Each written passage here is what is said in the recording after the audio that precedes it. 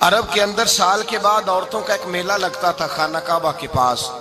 صرف عورتیں اکٹھی ہوتی تھی, میلہ لگا ہوا تھا. ایک تورات جاننے والا یہودی عالم بھی آیا ہوا تھا. وہ بیویوں کے مجمع پہ نظر ڈال کے کہنے لگا, بیویوں مرد کا کام تو کوئی نہیں عورتوں کے مجمع میں بات کرنا, لیکن میں تمہیں ایک پیغام دینے لگا ہوں. اللہ کے آخری رسول جو مکے میں پیدا ہونے والے ان کے آنے کا وقت قریب آ گیا ہے. وہ بیوی بڑی خوش نصیب ہوگی جنہیں ان کی رفاقت ملے گی. عورتوں نے جب دیکھا کہ مرد آ گیا عورتوں کے میلے میں تو انہوں نے ڈانٹا جھڑکا, کہا چل اٹھا اپنی کتابیں اور نکل جا.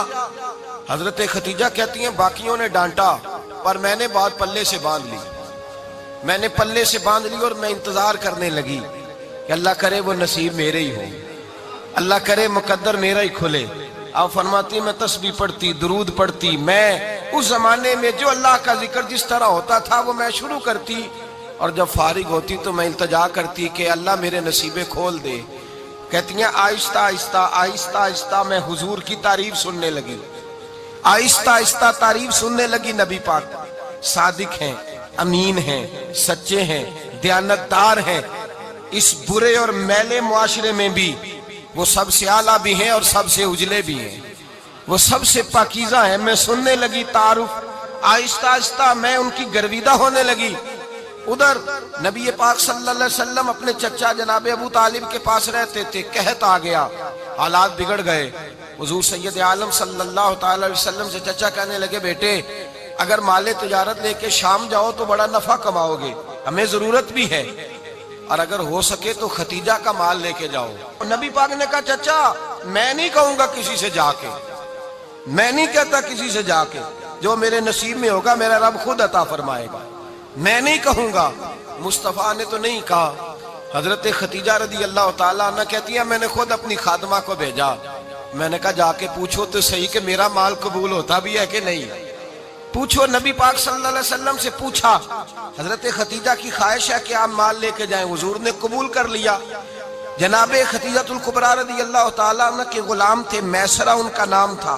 جناب خدیجہ نے ان کو ساتھ بھیجا. فرمایا تین باتیں ارشاد فرمائی. ایک تو فرمایا سارا رستہ غور سے دیکھنا میرے نبی کے ساتھ کیا معاملات درپیش ہوتے ہیں.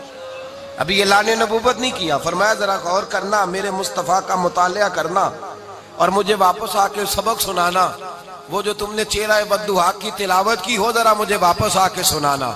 جنہاں نے دل پر جانی ڈٹھا ہو وکھیاں ہی تک لیاں, تو ملے ہوں تے ساجن ملیا ہوں ناسا لگ پئیاں, ذرا جا کے نا تلاوت کرنا اور مجھے دکھ. اور دوسرا فرمایا تم میرے غلام ہو تو مصطفیٰ کے بھی غلام بن کے رہنا. میں سنتی ہوں کہ کردار کے, افکار کے, نظریات کے, عظمت کے بلند و بالا, وہ جیسے کہیں ویسے کرنا. اور تیسری حضرت خدیجہ نے نصیحت فرمائی. فرمایا محمد ابن عبداللہ صلی اللہ علیہ وسلم کی رائے سے اختلاف نہ کرنا. یہ چلتے ہوئے معاہدہ کیا, جو وہ کہہ دے سو کر جانا. غلام کہتے ہیں میں ساتھ گیا, باتیں میں نے سن لی, لیکن جب سفر شروع ہوا نا ابھی چند منزلیں طے ہوئی تھی. میں نے کہا خدیجہ آپ نے کیا نصیحت کرنی تھی, ان کے ساتھ جو رہے گا وہ ان کا غلام ہی بن جائے گا, ان کے ساتھ جو رہے گا. تو اجے میرا محبوب نہیں ڈٹھا جن ویکھ کے چن شرماوے, جے رکھے ہاتھ پھلاں وچ ہاتھ نال پھلا رل جاوے, تے ادھی راتی چن چڑھ جاندے جدوں جلوہ فرماوے. مایا جو بھی ساتھ رہتا غلام ہو جاتا. میسرہ کہتے میں گیا, تجارت شروع ہوئی. کہتے ہیں نبی پاک صلی اللہ علیہ وسلم جب منڈی میں پہنچے تو لوگ قسمیں اٹھا اٹھا کے مال بیچ رہے تھے. اللہ کے محبوب جب گئے نا تجارت کرنے تو ایک آدمی کہنے لگا چلو معاذ اللہ بتوں کے نام تھے لات و منات, کہنے لگا لات کی, عزا کی, منات کی قسم اٹھاؤ. تو نبی پاک فرمانے لگے ان کی قسم اٹھاؤں جن کا میں نام لینا بھی پسند نہیں کرتا. ابھی اعلان نبوت نہیں کیا. اور فرمایا ویسے بھی میں قسم دے کے مال نہیں بیچتا, خریدنا ہے تو خریدو, نہیں خریدنا تو نہ خریدو. کہتے ہیں لوگ قسمیں اٹھا اٹھا کے پیچھے جاتے تھے, پر میرے نبی جس سے رخ پھیرتے تھے وہ نبی پاک کے پیچھے ہو جاتا تھا. ماتے کئی گنا زیادہ نفع کمایا. ہم رستے میں تھے, حضور ایک درخت کے نیچے آرام کرنے لگے. ایک عیسائی راہب غار میں بیٹھا تھا, نکل کے آ گیا, مجھ سے کہنے لگا مجھے وہ جانتا تھا. میں سرا یہ کس